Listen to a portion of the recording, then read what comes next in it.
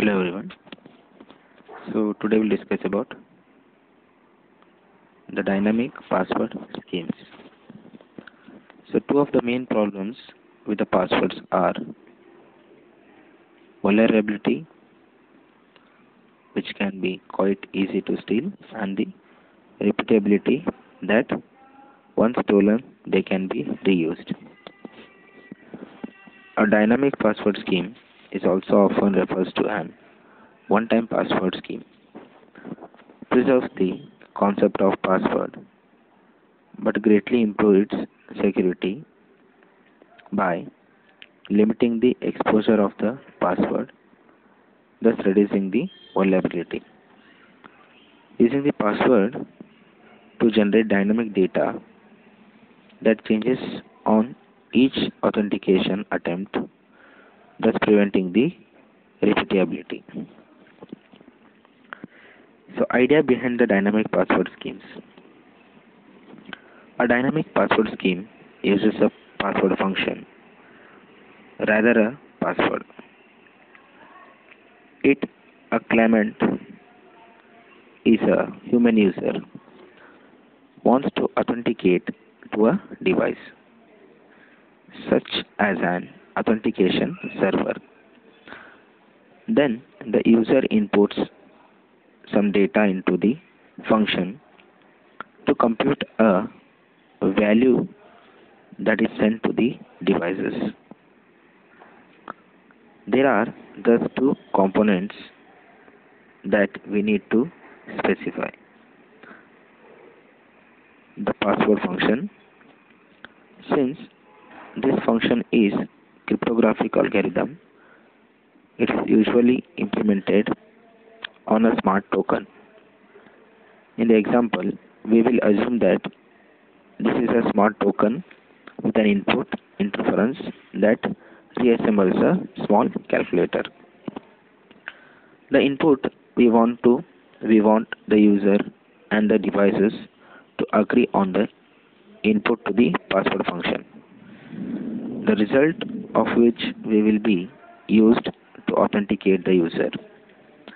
Since the input must be fresh, any of the freshness mechanism could be used.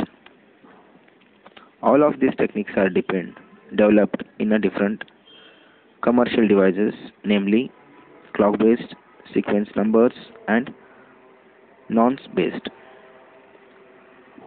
So clock-based means the user and the devices have the synchronized clocks, and thus the current time can be used to generate an input that both the users and the devices will understand.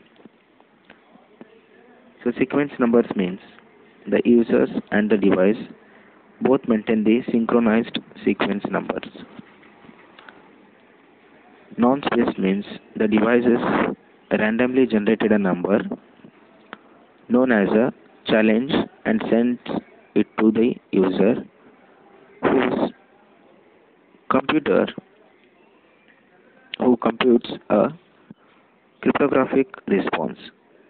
Such mechanisms are often referred to as challenge response mechanism.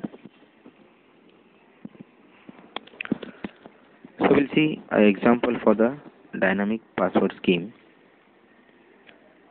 So you can see in figure, it's an example for dynamic password scheme based on challenge response.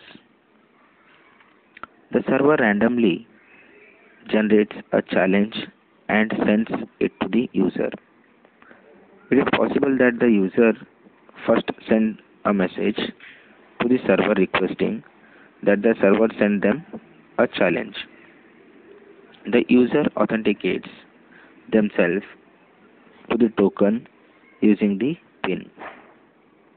If the PIN is correct, then the token is activated. The user then uses the token interface by means of keypad to enter the challenge into the token. The token uses the password function to compute the response to challenge. If algorithm A is an encryption algorithm, then the challenge can be regarded as a plain text and the response is the ciphertext. That results from the applying encryption algorithm A using key K. The token displays the result to the user on its screen. The user sends this response back to the server.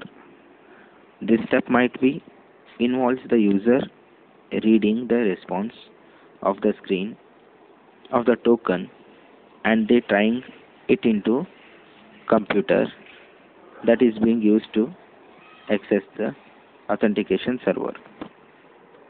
The server checks the challenges is still valid. If it is still valid, the server input the challenge into the password function and compute the response based on the same algorithm A and key K. The server compares the response that it computed itself with the response that was sent by the user. If there is a identical, then the server authenticates the user. Otherwise, the server rejects the user. So this is a good example for the dynamic password scheme.